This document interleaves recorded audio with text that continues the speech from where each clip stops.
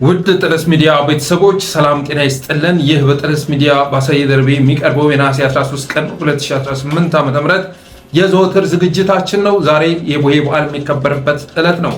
እናም የክርስትና እምነት ተከታይ የሆናችሁ ወገኖች እንኳን ለደብረ ታቦር በሰላም አደረሳችሁ ማለት እወዳለሁ። በተረፈ ጥርስ ሚዲያን ሰብስክራይብ በማድረግ ሜምበር በመሆን ስቲከሮችን በማበርከት ሚዲያችሁን አበረታቱ ብዬ በቀጥታ ወደ ዕለቱ ፕሮግራም አልፋለሁኝ።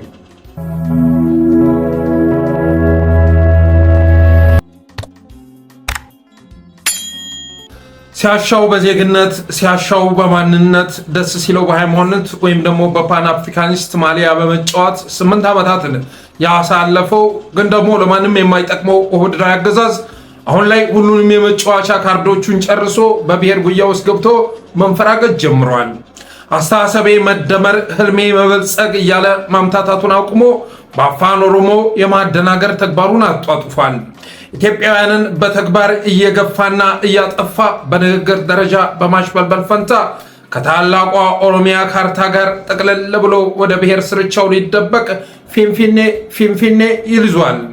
የፌዴራል መንግስት ተብሎ 4 ኪሎ የተቀመጠው ጠቅላይ ሚኒስትር የፌዴራል መንግስት መሬት የለውም፣ ፊንፊኔ እምብርት ስለሆነች ከኦሮሚያ መለያየት አትችልም እያለ በየስፍራው ጠብ የሚያፈላልግ ቡድን አሰማርቷል። ለዚህም እንደ ማስረጃ ይህን አጀንዳ የሚያጫጩት የጠቅላይ ሚኒስትሩ አማካሪ ተብለው የተሾሙት ዶክተር ብርሃኑ ሌንጀሶና አቶ ቀጀላ መርዳሳ መሆናቸውን ልብ ይላል። እርግጥ አብይ አህመድ ይህን አጀንዳ መጀመሪያ አካባቢ ወደ ሚዲያ ያመጣው የኢትዮጵያውያንን አንጀል ለመብላት ነበር። አዲስ አበባን የኦሮሚያ ብሎ ሲያስጨንቅ ከከረመ በኋላ የኢትዮጵያ ያደረኳት በሚል ብስራት የኢትዮጵያውያንን ሰርፕራይዝ ለማድረግ ነበር። ቀምቶ መስጠት በሚል አስተሳሰብ የፌዴራል የሆነችውን ከተማ የክልል የማድረግ ጥያቄ በበላይ አካል በኩል ከጫነ በኋላ የፌዴራል እንድትሆን ወሰንኩ ብሎ የቁርጥ ቀን ልጅ ሊባል ነበረ። ይሁንና ግን ባልተገመተ መልኩ ይህ አጀንዳ ተቀጣጥሎ በመጮህ የተነሳ አሁን ላይ አጣብቂኝ ውስጥ ገብተዋል። ኦህዴድ አዲስ አበባን የፌዴራል ሆና እንድትቀጥል በማድረግ ያጣነውን ሀገራዊ ቤዝ ለማግኘት ስንሞክር ኦሮሚያ ላይ ያለንን ቤዝ እንዳናጣ መጠንቀቅ ያስፈልጋል በማለቱ የተነሳ አብይ የሚይዝ የሚጨብጠውን አጥቷል። ሽመልስ አብዲሳ ደግሞ መስቀል አደባባይ ላይ የሰበርነው አባይ ማዶ ተሻግረን ኮንቪንስ ኤንድ ኮንቪውስት ያደረግነው አማራ ከማንሰራራትም አልፎ ከቀጠናው ኃይል ጋር ጥምረት ፈጥሮ እየመጣ ነው በሚል ንግግር ህዝብ ለመቀስቀስ ሲሞክር ተሰምቷል። ሌላኛው የብልጽግና አመራር ደግሞ ከአማራ ጋር ተወያይቶ ማሸነፍ ስለማይቻል መፍትሄው ተዋግቶ ማስገበር ነው በማለት ፎክሯል። አማራ ክልልን ታጣቂ ከንጹሃን ሳይለይ በድሮንና በከባድ መሳሪያ እየደበደበ ገጥመን መስሎኝ ሲል የከረመው ኦህዴድ አገዛዝ አልገጠመ ይመስል አማራን እንግጠመው እያለ ነው። ይሁንና አሁን ላይ አማራን ብቻውን መግጠም አይቻልም። ህወሓትን እንደራደር ሲሉት ከሌሎች ድርጅቶች ጋር ጥምረት ስለፈጠርኩ ከእንግዲህ ብቻዬን መደራደር አልችልም፣ ቀጣዩ የጋራ ትግልም አብይን ለመገርሰስ እንጂ ወልቃይትን ለማስመለስ አይደለም በማለት እንደተናገረው ሁሉ አሁን ላይ አማራን ብቻውን መግጠም አይቻልም። አማራውን ለብቻው መግጠምም ሆነ ከውሃት ጋር በተናጠል መፈራረም የሚችሉበት እድል የላቸውም። ለዚያም ነው በትናንትናው ዕለት በመቀሌ ዙሪያ በሚገኘው የአንደርታ አካባቢዎች ድብደባ የፈጸሙት የአብይ ድሮኖች በተመሳሳይ ቀን በደቡብ ወሎ በትንታና መቅደላ አካባቢዎች ድብደባ ሲፈጽሙ የታዩት። በሌላ መልኩ ደግሞ ጥምረቱ ወደ ተግባራዊ እንቅስቃሴ መግባቱንና የብልጽግናን ክስመት ሊያረጋግጥ እየተጣደፈ መሆኑን የተረዱ ድብቅ ያገዛዙ ደጋፊዎች ሲያዘርፈን የከረመውን አገዛዝ በዚህ ጊዜ መደገፍ ካልቻል መቼ ልናገዘው ነው በሚል አስተሳሰብ ሲከሰቱ ጥምረቱ አብይን ድባቅ እንደሚመታው የተረዱ ተከፋይ ካድሬዎች ደግሞ በምክክሩ አዳራሽ ውስጥ ኦህዴድ ያሳየውን ስግብግብነት መነሻ በማድረግ በደድናን መንቀፍ ጀምረዋል። ነባጫ ደበሌና ጁነዲን ሳዶ ሳይቀሩ እኛ ህወሓትን አሽቀንጥረን የጣልነው እንደ ጨው ቀምሰን ስለሆነ ከዚህ ኃይል ጋር የሚደረግ ትብብር የተወገዘ ነው በሚል ዲስኮርስ ሲመጡ እና አረጋዊ በርሄና ክንዲያ ገብረ ህይወት ደግሞ ህወሓት ሬትና ኮሶ ስለሆነ እንደ ጨው አይቀመስም በሚል ቃለመጠይቅ ፊውቸሪንግ ሲገቡ ታይተዋል። እንዳብን ያሉ የአብይ ተዋናዮች በዚህ መልኩ ለሚጠናቀቅ ምክክር ነው ወይ ሰላማዊ ትግል ስንል የኖር ነው በማንነታችን የምንንቋሸሽበት መድረክ እርማት ካልተሰጠበት ረግጠን መውጣታችን ነው በሚል ተውኔት ሲከሰቱ ምክክሩ ከተጀመረ ጊዜ አንስቶ የፍስኩ ምግብ እንደ ጾሙ ምግብ ፍሬሽ አይደለም ከሚል ቅሬታዎች ለኮሚሽኑ ምንም አይነት ቅሬታ ለማቅረባቸው ሲነገር የነበረው የኢዜማ ሰዎችም የእምብርትና የትብት ፖለቲካ የሚያቅለሸልሽ ሆነበት ሲሉ ተሰምተዋል። ሁሉንም ነገር ሳያሰላስሉ በጅምላ ከመደገፍ ባለፈ በአንዳንድ ሀሳቦች መለየትን የማይፈቅደው ኦህዴድ አገዛዝ ደግሞ አቅለሸለሸህ የትብትና የእምብርት ፖለቲካ ሳይሆን እምብርትህ እስኪለጠጥ ድረስ የምትበላው የቡፌ ምግብ ነው በማለት አትክልተኛው በሚል ስያሜ ራሱን የሚጠራውን የኢዜማ አመራር ጨምሮ ሌሎችንም ሲያሸማቀቅ ነበር። በሌላ መልኩ ደግሞ ብርሃኑ ሌንጀሶና ቀጀላ መርዳሳ በተባሉ አማካሪዎቹ በኩል አዲስ አበባ ተጠሪነቷ ለኦሮሚያ ትሁን የሚል ዘመቻ ያስከፈተው አገዛዝ በሌላኛው አማካሪው በአቶ ዳንኤል ክብረት በኩል አኩራፊ ልጅ ምሳ ወራቱ ይሆናል እንደሚባለው ማኩረፋቸውንና ወደኋላ መመለሳቸውን ተውና ወደፊት ውደቁ የሚል ቁጣውን ገልጿል። ኢትዮጵያ እያንሰራራች ነው፣ እየተመነደገች ነው ሲል የከረመው አገዛዝ ኢትዮጵያ እየወደቀች መሆኗን ተረድቶ ወደፊት እንውደቅ በማለት አካኪ ዘራፍ ሲል ነበር። በሌላ መልኩ ደግሞ አብኖችን ተከትሎ በአዲስ አበባ ጉዳይ ወደ ቅዋሜ መድረኩ የገባው አቶ ኤርሚያስ ለገሰ አዲስ አበባ ራሷን የቻለች ክልል መሆን ካልቻለች ተጠሪነቷ የፌዴራል ሆና ልትቀጥል ይገባል፣ የምንደግፈው መንግስትም እነ ብርሃኑ ሌንጅሶን ሊገስጻቸው ይገባል የሚል አስተያየት መስጠቱ እንደ ወንጀል ተቆጥሮበት በብርሃኑ ሌንጀሶ በኩል ወደ ሰላማዊ የተቃውሞ ትግል ብቻ ሳይሆን ወደ ትጥቅ ትግል የሚያስገባ ዘለፋ አስተናግዷል። ዛሬ እኔ የማቀነቅነውን ሐሳብ በአንድ ወቅት በገንዘብ በተጋበዝክበት የውሳ መድረክ ላይ በአባትህ ኦሮሞ መሆንን ገልጸህ አንተም ተናግረው ነበር እኮ። ምንም እንኳን እንደ ስስት ቀለም ያንተን አቋም እንዲህ ነው ብሎ መግለጽ ቢከብድም አዲስ አበባ በኦሮሞ ገበሬ ላይ ያደረሰችውን ጉዳት አስረድተህን ታውቃለህ። ከዚያ ውጭ በሌላ ጊዜ ደግሞ በእናትህ አማራ መሆንህን ገልጸህ አዲስ አበባ ወደ ኦሮሚያ ከተካለለች እናቴና ትብቴ የተቀበረበት ከተማ ከፌዴራል እጅ ወጥቶ ወደ ክልል ሊገባ ነው ማለት ነው። ያ ደግሞ እንዲሆን አልፈቅድም ስትል ነበር። ስለዚህ ዛሬ በአዲስ አበባ ጉዳይ የምትሟገተው የቀብር ጉዳይ አሳስቦ ከሆነ አስቆፍረህ ወደምትፈልገው ክልል መውሰድ ትችላለህ። ለአብይም ቢሆን የምቀርበው እኔ እንጂ አንተ ስላልሆንክ እንደ ገደል ማሜቶ ከማስተጋባት ውጭ የራስን ሀሳብ ማሰማት አይጠቅምህም እያለ በገደምዳሜው የሚቀጥል ዘለፋ በፌስቡክ አካውንቱ በመለጠፍ ኦህዴዶች እንደ ሲሳይ አጌና ዜጎች ሲረሸኑ እያዩ አይ እያዋለዱ ነው የሚሉ አገር ስትፈርስ እያዩ አይ ከእንደገና ሳምረው ሊሰሯን ነው ከማለት ባለፈ ምንም አይነት ተግሳጽ እንደማይፈልጉ አሳይተዋል። በዚህም የብርሃኑ ሌንጀሶ ዘለፋ ተበሳይቶ እሳት እየተፋ ላይቭ የተከሰተው አቶ ኤርሚያስ ኦህዴድ እንደኔና እንደ አብን ካሉ ለዘብተኞች ጋር አብሮ መስራት ካልቻለ ሌሎች ጽንፈኞች ወደ አዳራሽ ቢገቡ ምን ሊሆን ነው? አብዛኛው የአዲስ አበባ ነዋሪ አዲስ አበባነቱ ካልተከበረ ኦሮሞ ሳይሆን አማራ ነው። የአማራ ክልል ህገ መንግስት ለሌሎች እውቅና ሲሰጥ የኦሮሚያው ግን አህዳዊ ነው። የኦሮሚያ ክልል ባለቤት ኦሮሞ ነው ስለሚል አዲስ አበባ ተጠሪነቷ ለኦሮሚያ ከሆነች ከባለቤትነት መዝገብ ልንፋቅ ነው። ከዚህ ይልቅ የአማራ ክልል ህገ መንግስት የክልሉ ባለቤቶች የክልሉ ነዋሪዎች ናቸው ስለሚል ተጠሪነቷ ወደዛኛው ቢሆን የተሻለ ነው በማለት ነጭ ነጩን ሲናገር ተሰምቷል። ኢቭን የአማራ ክልል ህገ መንግስት ይሻላል እኮ ከኦሮሚያ። የኦሮሚያ ክልል ህገ መንግስት በእኔ እምነት አህዳዊ ነው። በነገራችን ጻፍበት፣ ኮሜንት ስጥበት ከፈለግ። አህዳዊ ነው። የኦሮሚያ ክልላዊ ህገ መንግስት አህዳዊ ነው። የአማራ ክልል ህገ መንግስት አህዳዊ አይደለም። የዚህ ክልል ባለቤቶች የከተማው ነዋሪዎች ናቸው ነው የሚለው። የክልሉ ባለቤቶች ነዋሪዎቹ ናቸው ሪጋርድለስ ኦፍ ዜር ኤትኒሲቲ ማለት ነው። ሶ ሌንጮ የሚባል ወይም ሌንጂሶ የሚባል ሰው አማራ ክልል ቢኖር የአማራ ክልል ባለቤት ነው። ኦሮሚያ ብትመጡ ግን ኦሮሞ ካልሆነ የኦሮሚያ ክልል ባለቤት አይደለም። ይሄን ነው እኮ ስንጨቃጨቅ የኖር ነው። ለውጥ ብለን እኮ እየጠየቅን ያለ ነው። ይሄን ነው እንዴ የአማራው ጫካ አንዳንዶች እኮ ፍትሃዊ ጥያቄ አለ ተብሎ የገባው በኦሮሚያ ክልል ያለው አማራው ባለቤት አይደለም ብለው እኮ ነው 10 ሚሊዮን 15 ሚሊዮን ብለው የሚጮሁት። እሱንም እንደፍጥጠው እንዴት ነው ትሪት የሚደረገው? ኦሮሚያ ክልል ያለው አማራ የፖለቲካ ጥያቄ አለው አየለውም ልበል ወጥቼ። ስለዚህ አዲስ አበባን ቆርሰ ስትወስድ አስተዳደር ተጠሪ ስታደርግ ምንድነው እያደረክ ያለው ማለት? ይህም ሁኔታ ኦህዴድ ደጋፊዎቹ ጋር ተመካክሮ እየተወነ ካልሆነ በቀር ሲሳሳት እያዩ ግፋ ሲሉት የከረሙ ሁሉ መጪውን ዘመን ተንብየው ሄር ከዚህ ጥፋ ማለት ጀመሩ ወይ የሚያስብል ነው። የሆነ ሆኖ አብይ መራሹ ኦህዴድ አገዛዝ በባለፈው ምርጫ በበቂ ሁኔታ ያልተሳተፈውን ህዝብ መርጠሃል ብያለሁ መርጠሃል ብሎ አሸናፊነቱን እንዳወጀ ሁሉ አሁንም መክራችኋል ብያለሁ መክራችኋል ብሎ መገገሙ አይቀርም።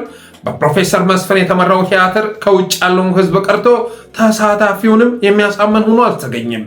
የሌላውን የኢትዮጵያ ህዝብ ችግር ፈቶ በትጥቅ ትግል የምትታመሰውን ሀገር ወደ ሰላማዊ መድረክ ሊያመጣ ቀርቶ ለምክክር ወደ አዳራሽ የገቡትን የብሔር ብሔረሰብ ወኪል ተብዬዎች ወደ ትግል ሜዳ የሚያስወጣ ብሎም የአገዛዙ ደጋፊዎች በብርቱ ያስቆጣ መሆኑን ለማወቅ አማራ ክልል ወኪሎች ያስገቡትን ደብዳቤ መመልከትና የአገዛዙ ደጋፊ ሆነው የከረሙ ሚዲያዎችን ትንታኔ መስማት በቂ ነው።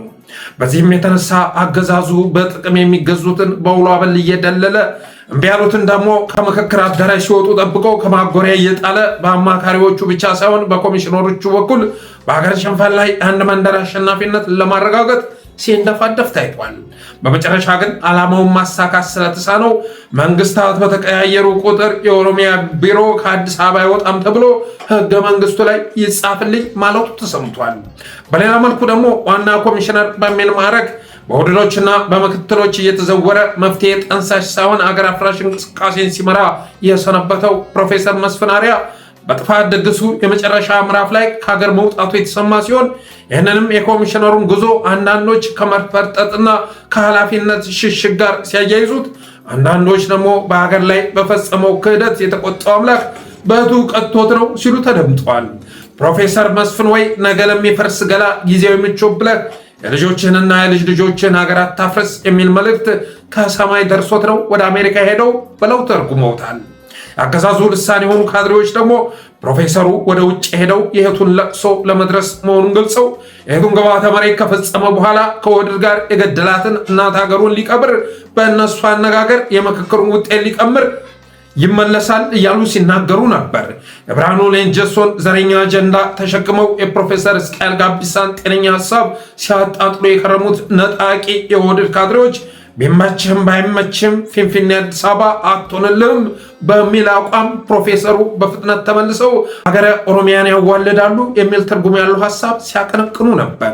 ሆኖ ግን ፕሮፌሰር መጣም ቀረም አብይ አህመድ ኢትዮጵያ ስትመከር ከከረመች በኋላ ዋነኛ ችግሯ በጠቅላይ ሚኒስትር መመራቷና ፕሬዝዳንት ማጣቷ ሁና ስላገኘችው እኔም ፕሬዝዳንት ለማድረግ ወስናለች ብሎ ሌሎች አጀንዳዎችን ለማፈን እስካልተንቀሳቀሰ ድረስ የነበረውን ቅቡልነት ሙሉ ለሙሉ የሚያሳጣ ብቻ ሳይሆን ስልጣኑን የሚያሳጣ አጸፋ ማስተናገዱ አይቀርም።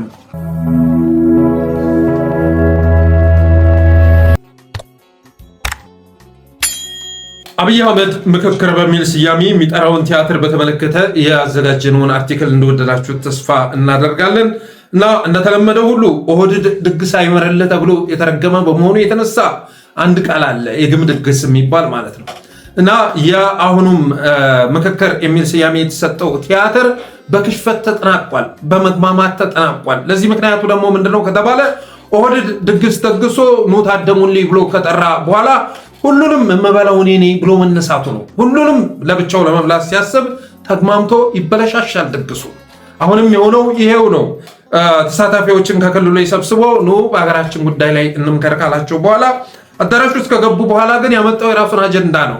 እናንተ ሰጪዎች ናችሁ፣ እኔ ተቀባይ ነኝ፣ ስለዚህ ይህንን ጥያቄን እንድትመልሱልኝ ይፈልጋለሁ በማለት ነው ያቀረበው። ኦህዴድ መንግስት ብለህ ብታስቀምጠው መቼም መንግስት ሊሆን አይችልም። ራሱ እንደ መንግስት የኢትዮጵያውያንን ችግር መቅረፍ ሲገባው እኔ ችግር ልቀርፉ ይገባል በማለት ጥያቄውን ያቀረበላቸው ለተሳታፊዎች። ይሁንና እነዛ ተሳታፊዎች የድርጅት አባል ተብለው ጥቅም ወዳድ ተብለው ተጠርተው ወደ አዲስ አበባ የመጡ ቢሆንም ይህንንስ ማስተናገድ አንችልም ብለው መገገማቸው ተሰምቷል። የአማራ ክልል ተሳታፊዎች ሳይቀር ቅሬታቸውን አቅርበው መጨረሻ ላይ ጥለን እንወጣለን እስከ ማለት ደርሰዋል። በነገራችን ላይ ከአማራ ክልል የመጡ ተሳታፊዎች ዝርዝር አንድም ሳይቀር ደርሶናል። ወደፊት በህግ ተጠያቂ እናደርጋቸዋለን። ይህን የአብይ አህመድ ምክክር ላይ ፈርማችሁ ውጡና በህግ ተጠያቂ መሆናችሁ ይህ የሚቀር ጉዳይ አይደለም። የእያንዳንዳችሁ ዝርዝር ደርሶናል። በተረፈ ግን ኦህዴድ በአዲስ አበባ ጉዳይ ላይ ተሰብሳቢውን ሲያስጨንቅ ከከረመ በኋላ አሁን ላይ እልልበል የአዲስ አበባ ህዝብ፣ እልልበል የኢትዮጵያ ህዝብ በሚል ብስራት ለመከሰት እያሟሟቀ መሆኑን ሰምተናል።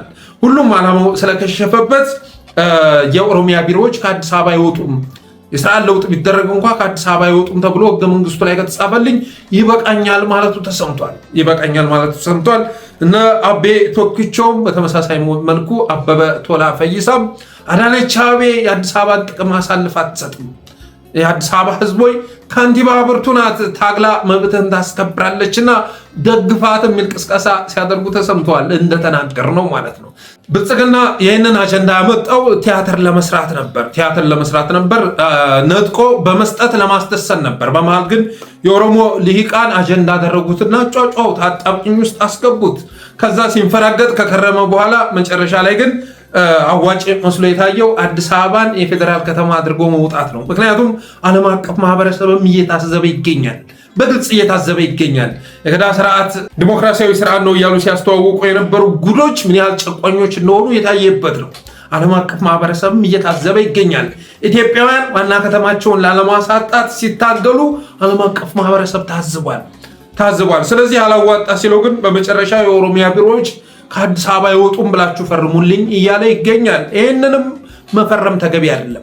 ሸገር የምትባል ከተማ ከስንትና ስንት በመቶ ሺዎች የሚቆጠር ኮንዶሚኒየም ጋር ቀረጣጥፎ ወስዷል። ሸገር የምትባል ከተማ አዋቅሯል። ከአዲስ አበባ ላይ ቆርጦ ወስዶ እዛ ቢሮውን መክፈት ይችላል። ሳር ቤት ያለው የኦሮሚያ ክልል ቢሮ መውጣት አለበት። ምክንያቱም አዲስ አበባ ፌዴራል መንግስት መቀመጫ ናት። ይህን ስል አብይ አህመድን እንደ ፌዴራል መንግስት እየቆጠርኩት አይደለም። እኔ ከአብይ አህመድ የምጠብቀው ቅንጣት ታክል መፍትሄ የለም። ለወደፊት ግን ያመደረጉ አይቀርም። የኛ የምንላት አንድ ከተማ እንኳ ታስፈልገናለች። ሐዋሳ የኛ፣ በነገራችን ላይ ሐዋሳ የኛ በምትባልበት ሰዓት ላይ በብዙ ነገር አድጋ ሄዳ ነበር። ከዛ ከደቡብ ክልል ነጥቀው የሲዳማ ክልል ካደረጓ በኋላ አሁን ላይ በእንቅልፍ ተመታለች። አባቴ ቤት ተከራይ የለ፣ ቤት የሚገዛ የለ፣ ቱሪስት የለ፣ ምን የለ። እነ ሽመልስ አብዲሳ ብቻ ህንፃም የተክሉባት ከተማ ሆናለች። እና አዲስ አበባ መሬቷ ውድ ሊሆን የቻለው ይህን ያህል የስበት ማዕከል የሆነችው በህዝቦቿ ነው። ሁሉም የኛ ብለው የሚሄዱ በመሆናቸው የተነሳ ነው። ወርቅ ስላላት አይደለም፣ ማዕድን ስላላት አይደለም፣ ነዳጅ ስላላት አይደለም። ከሌላው የተለየችው የኢትዮጵያ ዋና ከተማ በመሆኗ ነው። ይችን ከተማ ደግሞ ሁላችንም ተረባርበን የገነባናት ከተማ ነው።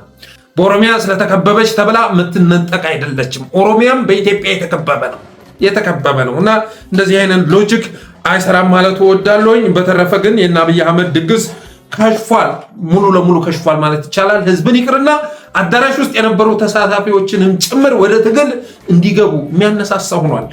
በንግግር ደረጃ ወይም በጽሁፍ ደረጃ ለምሳሌ አዲስ አበባ የፌዴራል ተብሎ ቢወሰን እንኳን በተግባር የሚሰሩት ስራ ግን ያው ይቀጥላል። አዲስ አበባ ዲሞግራፊን የመቀየሩን፣ ቅርሶቿን የማጥፋቱን፣ ትናንትን የመሰረዙን ጉዳይ ተጠናክሮ ይቀጥላል። ስለዚህ ብቸኛ መፍትሄው ይህን አገዛዝ ማስወገድ ብቻ ነው።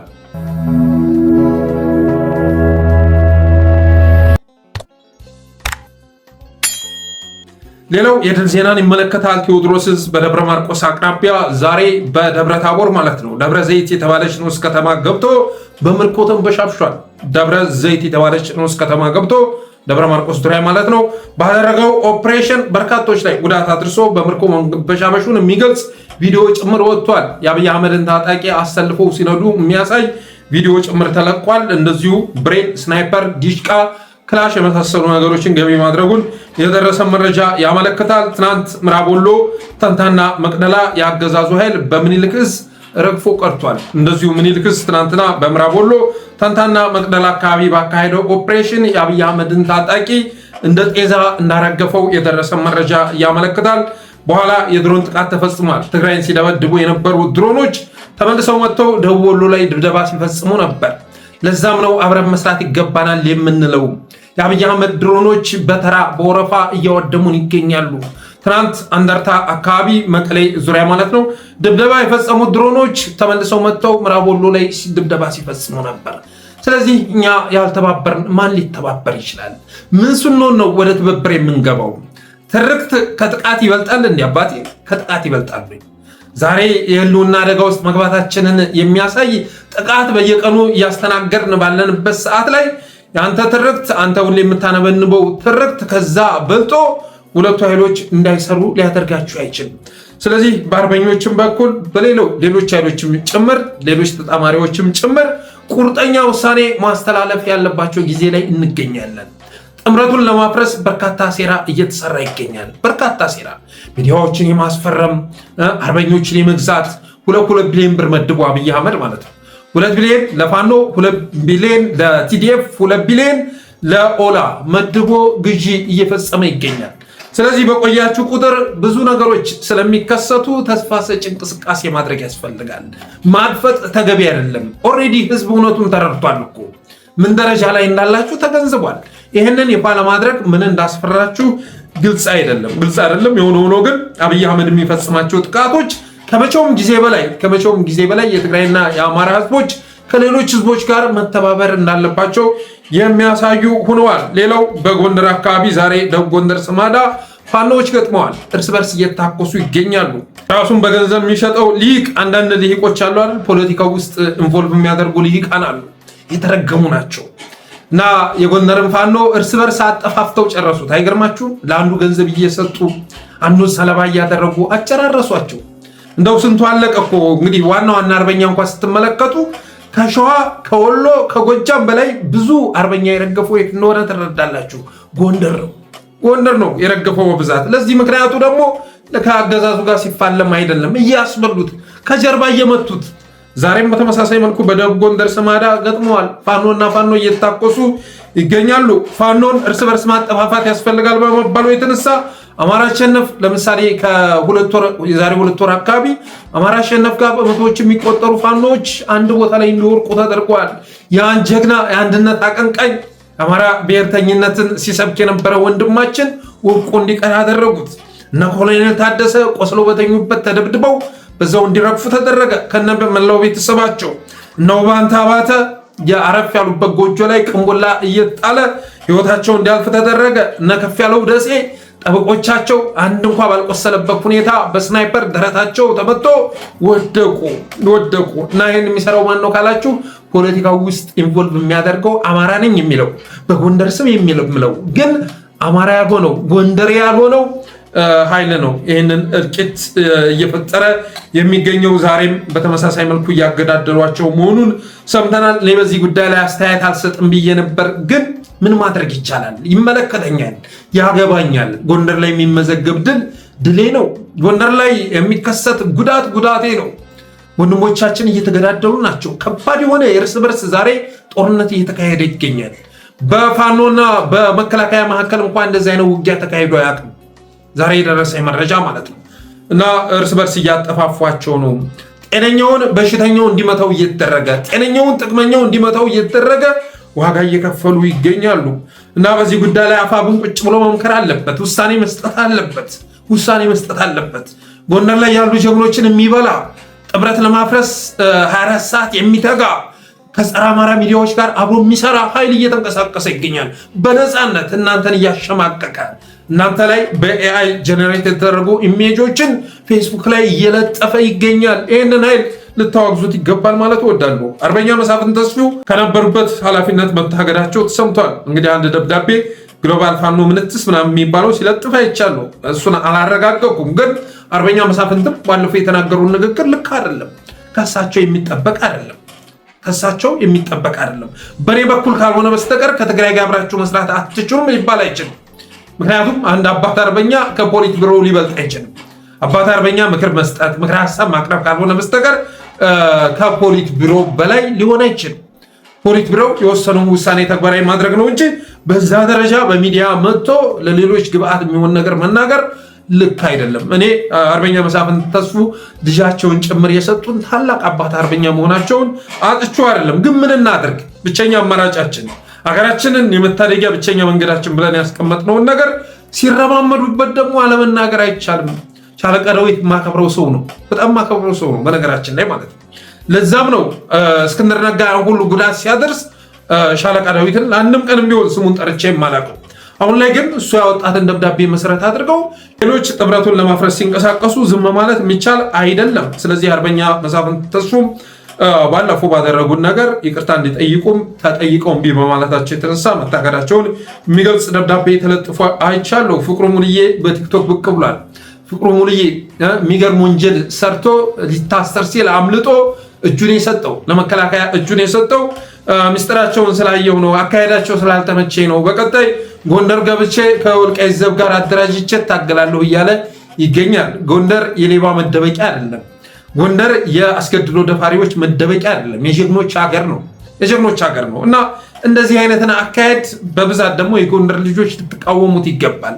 አንዳንድ ጸረ አማራ እንቅስቃሴ የሚያደርጉ በሚዲያ ስትመጡ እንደ ቴዲ ዋሳ ያሉ የብልጽግና ሰዎች ተርፌሳ በሚል ስያሜ ሲጠሩ የነበሩ ኦህዴድ ሲሸልማቸው የነበሩ የሚዲያ አጋሮቻችን እያሉ ሲሸልማቸው የነበሩ ጉዶች አማራውን አበሻሽቀው እናንተ ጉያ ውስጥ ለመደበቅ ሲሞክሩ እንዲህ አይነት ፖለቲካ ይሰራም ልትሏቸው ይገባል። አማራን በማብሸቅ ኦህዴድ ጉያ ውስጥ መደበቅ እንደተያዘው ሁሉ ታየ ምናምን የመሳሰሉ ሰዎች አሁን አማራውን ይሳደባሉ፣ ኦርቶዶክስን ይሳደባሉ፣ ከዛ ኦህዴድ ጉያ ውስጥ ይደበቃሉ። እንደ ዳንኤል ክብረት የመሳሰሉ ሰዎች ማለት ነው። አሁን በተመሳሳይ መልኩ አማራን ተሳድቦ ጎንደር ጉያ ውስጥ ለመደበቅ የሚሞክር ኃይል እያየን ነው። የአማራ ጀግኖችን አንቋሸው ጎንደር ጉያ ውስጥ ለመደበቅ የሚሞክር ኃይል እያየን ነው። ይህ ነገር አይጠቅምም፣ ጎንደርንም አይጠቅማትም። ጎንደር ሀቀኞቹን ነው ማበረታታት ያለባት። ጸረ አማራዎችን እስከዛሬም ስትታገል ነበር፣ ወደፊትም መታገል አለባት ማለት እወዳለሁ።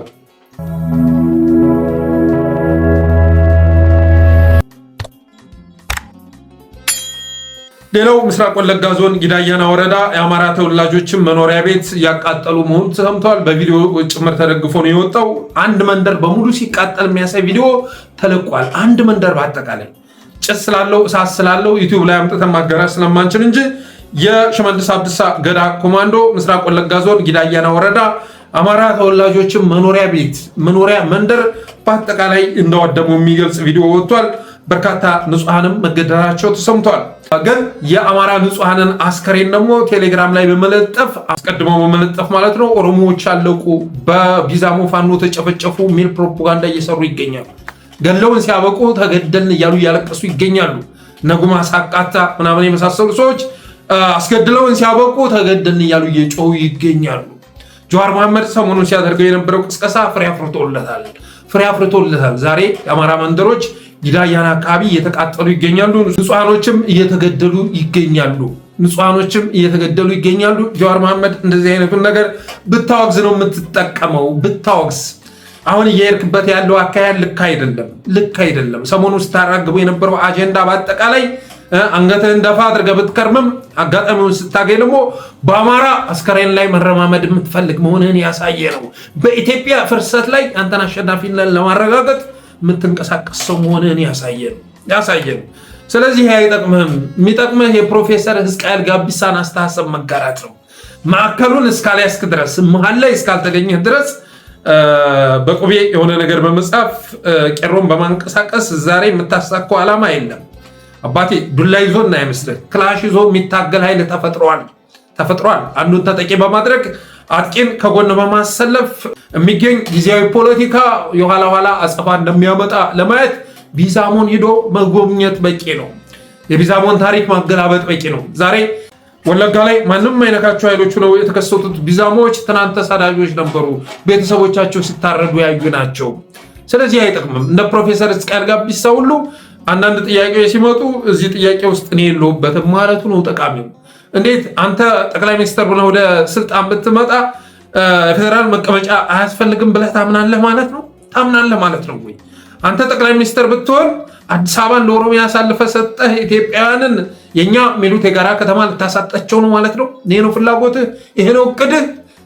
እና አብይ አህመድ ላይ ነጥብ ለማስቆጠርም ብለህ እነዚህ አይነት የፖለቲካ ቁማር ስትጫወት መታየት ልክ አይደለም። በተረፈ ሰሞኑ ወለጋ ላይ ስታጫጫው የነበረው ነገር ፍሬ አፍርቶ ዛሬ የአማራ ጎጆ እየተቃጠለ ይገኛል። በርካታ ንጹሃንም እየተገደሉ ይገኛሉ። ሌላው ባለፈው እንግዲህ በጉራጌ ዞን ማዕከላዊ ኢትዮጵያ አበሽኬ አካባቢ 3 የአማራ ወጣቶች የፍትህ ታስረው ከሚኒባስ እንዲወርዱ ከተደረጉ በኋላ በኮማንድ ፖስት መረሸናቸው ተገልጾ ነበር። በጣም በሚዘገንን ሁኔታ ፎቶቸው እስካሁን ድረስ ከምናቤ ውስጥ ሊወጣልኝ አልቻለም። በጣም ተጨንቀዋል። መላከ ሞትን ፊት ለፊታት የሚመለከቱ ይመስሉ ነበር። ኮማንድ ፖስቱ እነሱ ትከሻ ላይ መላከ ሞት አርፎ ይመለከቱ ነበር። ግድያውን ከፈጸሙ በኋላ ቪዲዮ መውጣቱ አስተንግጦታል። ኮማንድ ፖስቱን አስተንግጧቸዋል። ከዛ በኋላ አበሽኬ የሚል የእገታ ዜና እየወጣ ይገኛል። እሱ ፖለቲካዊ ቁማር ነው አባቴ፣ ቲያትር ነው፣ ጨዋታ ነው። አይ ለካ እርምጃ የወሰዱት አካባቢያቸው በወንጀል የተሞላ ስለሆነ ነው ተብሎ እንዲታሰብ ለማድረግ ነው ያን እያደረጉ የሚገኙት። አበሽኬ ላይ የተለየ እንቅስቃሴ የለም። 5 ሴቶች ታገቱ ተባለ ባለፈው። ውሸት ያሳገታቸው ማን ነው ከተባለ ኮማንድ ፖስቱ። ለምን ወጣቶችን መረሸኑ? ያን እርምጃ መውሰዱ ምክንያታዊ መሆኑን ማሳየት ስለፈለገ ነው። ሌላ ምንም ትርጉም የለውም። ምክንያታዊ ነኝ፣ አካባቢ እኮ የወንጀል ቀጠና ነው። ተመልከቱ፣ በዚህ ሳምንት እንኳ እዚህ ቦታ እንዲህ አይነት ግድያ ተፈጸመ፣ እዚህ ቦታ እንዲህ ያለ እገታ ተፈጸመ። መግለጫው ራሱ አይታችኋል። በተከታታይ ሲወጣ ነበረ። በተከታታይ ጎጎት ምናምን የመሳሰሉ ኃይሎች በሙሉ መግለጫ ሲወጡ ነበር። ይሄ የሚደረገው ባለፈው በፈጸሙት ወንጀል ተጠያቂነት እየመጣ መሆኑን ስለተረዱ ነው። በእርግጥም ደግሞ የአማራ ልጆች በውጭ ሀገር ያላችሁ ያንን ፎቶ ለዓለም አቀፍ የመብት ተሟጋቾች አለማድረሳችሁ በእጅጉ አስገራሚ ነው። እንዴ ከዛ በላይ ማስረጃ አለ እንዴ? ከዛ በላይ እኮ ማስረጃ የለም። አይናቸው እያየ ከመኪና ላይ አውርደው መኪናው ፊት ለፊት ፎቶ አንስተው አንበርክከው ረሽነው ገለው ፎቶ አንስተው ልከውልናል። ይህንን ለዓለም አቀፍ የመብት ተሟጋቾች ማድረስ ካልተቻለ ሌላ ከዚህ የበለጠ ማስረጃ ሊገኝ አይችልም። አሁንም ቢሆን አልረፈደም። ያንን መረጃ ማድረስ ያስፈልጋል። በተረፈ ግን ከአበሽጌ አካባቢ የሚመጡ ዜናዎች ዓላማቸው እንደዛ መሆኑን መረዳት ያስፈልጋል። እርምጃቸው ትክክል ነበር ብለን እንድናስብ ነው የእገታ ዜና በየቀኑ የግድያ ዜና በየቀኑ እያጋሩን የሚገኙት።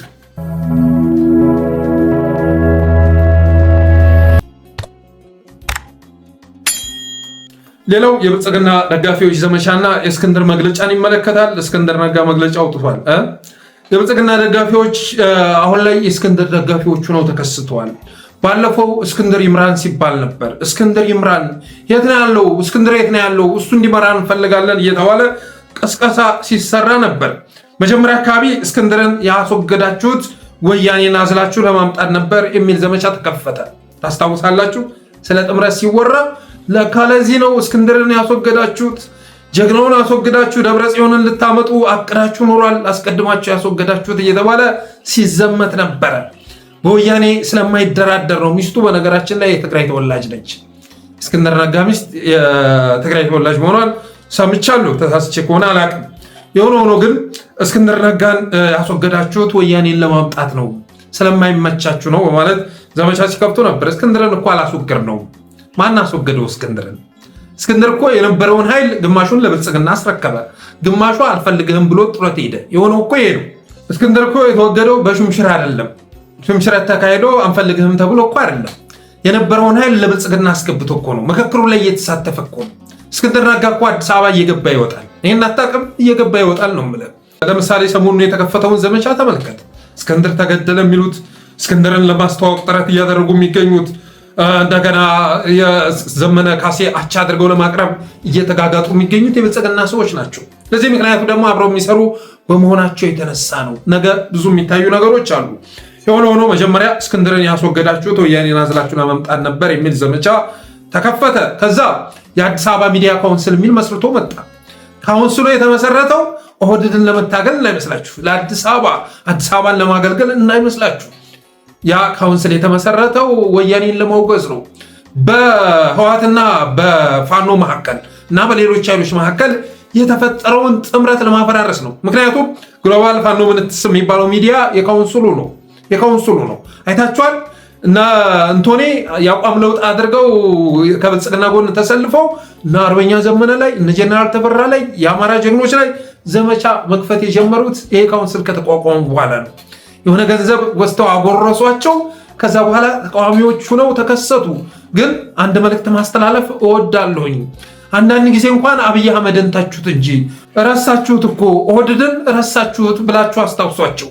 በየቀኑ ቲክቶክም ላይ ስትገቡ የሆነች 1000 ቪው ያላት ዩቲዩብም አለቻቸው። እዛችም ስትገቡ የምታዩት አርበኛ ዘመነ ካሴ ነው፣ የምታዩት ጀኔራል ተፈራ ነው፣ የምታዩት አበበ ፈንተው ነው፣ የምታዩት ምሬ ወዳጆ ነው፣ የምታዩት ደሳለኝ ሲያስብ ሸዋ ነው፣ ወይ ደግሞ አርበኛ ብሩክ ላይ ነው ዘመቻ ከፍተው የምታዩቸው። አብይ አህመድን ስሙን ካነሱት ካውንስሉ ከተመሰረተ ጊዜ አንስቶ ረስተውታል ነው የምልህ፣ ረስተውታል። ስለዚህ ተቃዋሚ እንድትባሉ አንዳንድ ጊዜ አብይን የመተቸት ስራ ስሩ፣ በስሱ እንኳን እና ኤርሚያስ እንደሚያደርጉት ሰሞኑን የብልጽግና ልሳን የሆኑ ሚዲያዎች እንደሚያደርጉት አልፎ አልፎ ለመተቸት ብታስቡ መልካም ነው እንላለን። የሆነ ሆኖ ከዛ በኋላ ካውንስል መሰረተ፣ ጸረ አማራ ሚዲያ ይዞ መጣ። ያንንም አድርጎ ርዕስ መሆን ሲሳነው መሪያችን ተገደለ የሚል ጩኸት ተከፈተ። እንደዚህ አይነት ዘመቻ ተከፈተ። መሪያችን የት ነው? አርበኛ ዘመነ ካሴ ያስገድሎታል እየተባለ ሲጮህ ከረመና በትናንትናው ዕለት መግለጫ ይዞ መጣ ማለት ነው። ያ ጩኸት ሁሉ ለምንድነው? እስክንድር ነጋን እንደገና ወደ ከሞተበት የሰው ጭንቅላት ውስጥ ተገደለ በሚል ዜና ለማስገባት የሚደረግ መጋጋጥ ነው። እና ሰሞኑን እነ ዮኒ ማኛ ምናምን የምትሏቸው በአጠቃላይ ብልጽግና የሆነ ሰዓት ላይ ገንዘብ ሲከፍላቸው ሰተት ብለው ለሱ የሚፈርሙ ከዛ ክፍያው ሲቋረጥ የሚቃወሙ ኃይሎች በአጠቃላይ እስክንድር ነጋ ተገደለ፣ ፋኖ አስገደለው፣ የት ነው ያለው እያሉ ወከባ ሲፈጥሩ ነበር። ይሄ እስክንድር ነጋ ስለተገደለ አይደለም። ከተገደለ ራሱ የሚገለው ኦህዴድ መሆኑ ይታወቃል። እነሱ ጋር ነው የሚመካከረው። ዛሬ እስክንድር ነጋ ከአርበኛ ዘመነ ካሴ ጋር ወይ ከአርበኛ ምሬ ወዳጆ ጋር ከሌሎችም ኃይሎች ጋር የሚመካከርበት ሁኔታ የለም። ስለዚህ አገራዊ ምክክርም ውስጥ ትናንትና ከጎኑ የነበሩ ኃይሎችን ያስገባውና ያሳተፈው እሱ መሆኑ ይታወቃል። ይህንን ዘመቻ ካስከፈቱ በኋላ በትናንትናው ዕለት መግለጫ ተብሎ ከአፋብን አባላት የተሰጠ መግለጫ ተብሎ በዚሁ ግሎባል ፋኖ ምንትስ በሚባል ሚዲያ በኩል ሲነበነብ ነበር። እነዚህ ሀበሻም ጭምር ሀበሻ ማለት ወቅት እየጠበቀ አገዛዙን ወሳኝ የሆኑ የአደጋ ጊዜ ላይ ብቅ እያለ አገዛዙን በመታደግ የሚታወቅ ሰው መሆኑ ይታወቃል። ዛሀበሻ ሄዶክ ማለት ነው። እንደዚህ አይነት ስራ ነው ብዙ ጊዜ የሚሰራው። ስለዚህ ይህንን የእስክንድር መግለጫ ከፋኖ አባላት የተሰጠ መግለጫ ብሎ ትናንት ሲያቀርበው ነበር። ምን ይላል መሰላችሁ?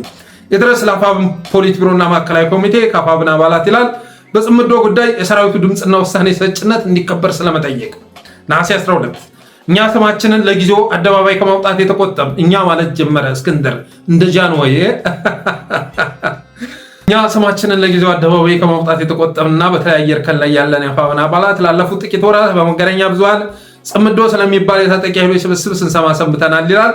እንደሚታወቀው ማናቸውም መንግስት ወይም ድርጅት ውስጥ ያለ ስራ አስፈጻሚ ከማናቸውም ሀገራት ወይም ኃይሎች ጋር ጥምረት ለማድረግ ማሰብ፣ ማስጠናትና መነጋገር የሚያስችል ኃላፊነትና ስልጣን አለው።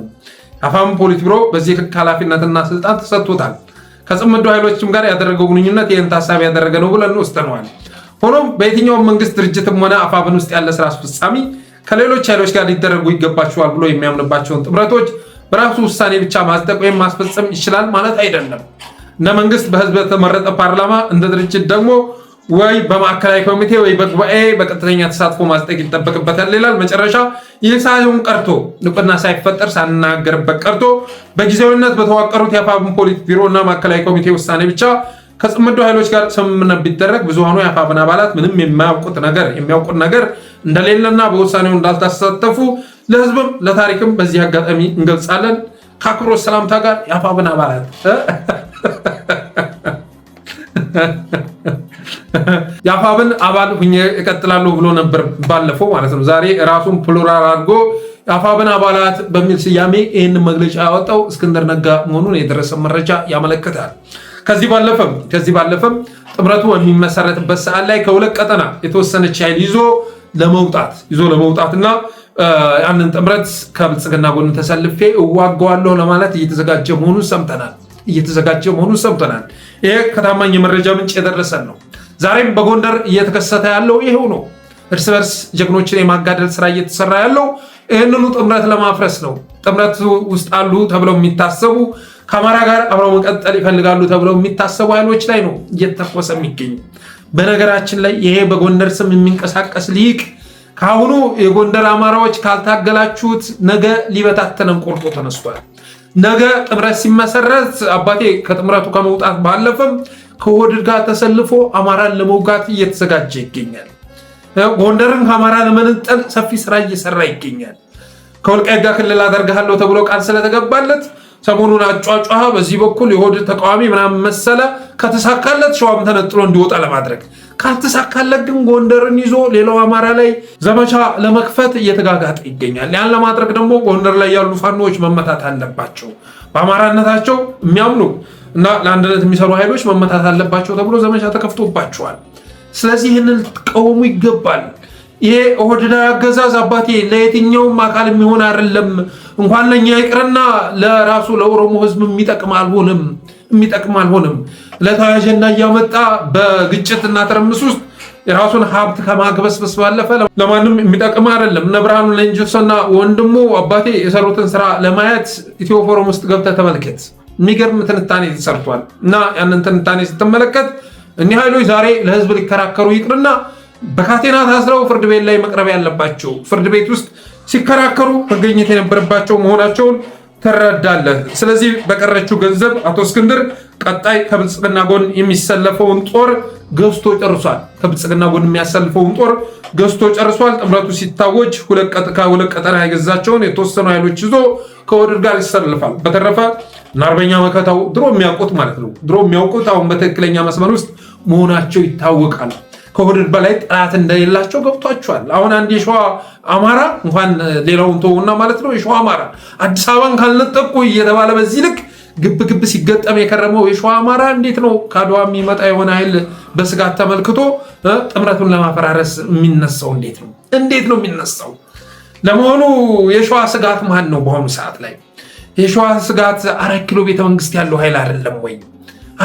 በተግባር የዲሞግራፊ ለውጥ ማካሄዱ አልበቃ ብሎ ታሪካችንን እየበረዘ የሚገኘው የኢትዮጵያ ቀን አቆጣጠር ይቀየርልን እያለ የሚገኘው ሰንበት የሚባል ነገር ስለበዛ ወይ ቅዳሜ ወይ እሑድ ይሰረዝ እያለ የሚገኘው የነበሩን ነገሮችን በሙሉ ኢትዮጵያ የምትኮራባቸውን ጸጋዎች በሙሉ ለማጠፋፋት ጥረት እያደረገ የሚገኘው ማን ነው?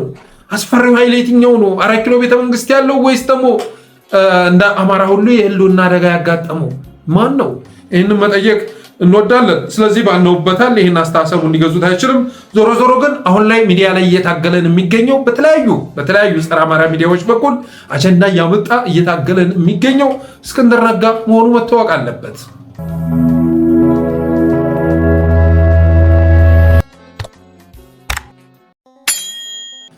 ሌላው አርበኛ አስረስ ማረ ዘ አፍሪካ ሪፖርት ላይ አንድ አርቲክል አጋርቷል። ፋኖስ ፋይት ፎር ሰርቫይቫል ሃዝ ግሪድሎክድ አብይ አህመድ ገቨርንመንት ኢን ኢትዮጵያ ይላል። ፋኖ የህልውና ትግል የአብይ አህመድን መንግስት ጭንቅ ውስጥ አስገብቶታል ይላል። እንቅስቃሴውን በሙሉ አዛብቶታል ይላል እና የትግሉ ምክንያትም ይጠቅሳል። የፋኖና እሳቸውን ጨምሮ ሌሎች አካላት ብረት ያነሱት በፌዴራል መንግስቱ በኩል በአማራ ህዝብ ላይ ደርሷል ያሉት የህልውና ስጋት በመኖሩ ምክንያት እንደሆነ ይገልጻል። አርበኛ አስረስ ማረ ወደ ትጥቅ ትግል ከመግባታቸው በፊት ህዝቡ መንግስት በሲቪሎች ላይ የሚያደርሰውን ጥቃት እንዲያቆም በተደጋጋሚ ጥሪ ማቅረቡንም ያስታውሳል። ስለዚህ የፋኖን የትግል ምክንያት ይዘረዝራል። የውጭ ጣልቃ ገብነት መኖሩን ይገልጻል። የተባበሩት አረብ ኤምሬቶች ለጠቅላይ ሚኒስትር አብይ አህመድ መንግስት የታጠቁ ድሮኖችን የሎጂስቲክና የቴክኒክ ድጋፎችን በመስጠት በጦርነቱ ላይ ከፍተኛ ሚና እየተጫወተች መሆኗን በመግለጽ ዩናይትድ አረብ ኤምሬትስን ይከሳል። የመፍትሄው አቅጣጫው ደግሞ ብልጽግናን ማስወገድ መሆኑን ይገልጻል እና ይሄ ነገር ይበል የሚያሰኝ ነው። በእንግሊዝኛ ጌታቸው ረዳ ነበር ብዙ ጊዜ እነዚህ አይነት አርቲክሎችን የሚያጋራው። ስለዚህ የፋኖ መሪዎችን በስማቸው እንደዚህ አይነት አርቲክል ማጋራታቸው ሊበረታታ የሚገባ ነው ማለት እወዳለሁ። አርበኛ ዘመነም ከስዊዘርላንዱ ሊቴምፕስ ስለ ጥምረቱ ባለፈው ማብራሪያ መስጠቱ ተዘግቦ ነበር። ዛሬ ደግሞ አርበኛ አስረስ ማረ ዘ አፍሪካን ሪፖርት ላይ የሚገርም አርቲክል ስላጋራ ገብታችሁ ልታዩት ትችላላችሁ ማለት እወዳለሁ። በተረፈ ዛሬ ጉዬ ነው። እናም ለደብረ ታቦር እንኳን አደረሳችሁ በድጋሚ ማለት እወዳለሁ። የጠለስ ሚዲያ ሜምበር ሰብስክራይበር በመሆን ስቲከሮችን ማበርከት ጠለስ ሚዲያን አበረታቱ ብዬ ዛሬ ዝግጅቴን እቋጫለሁ። ክበሩልኝ።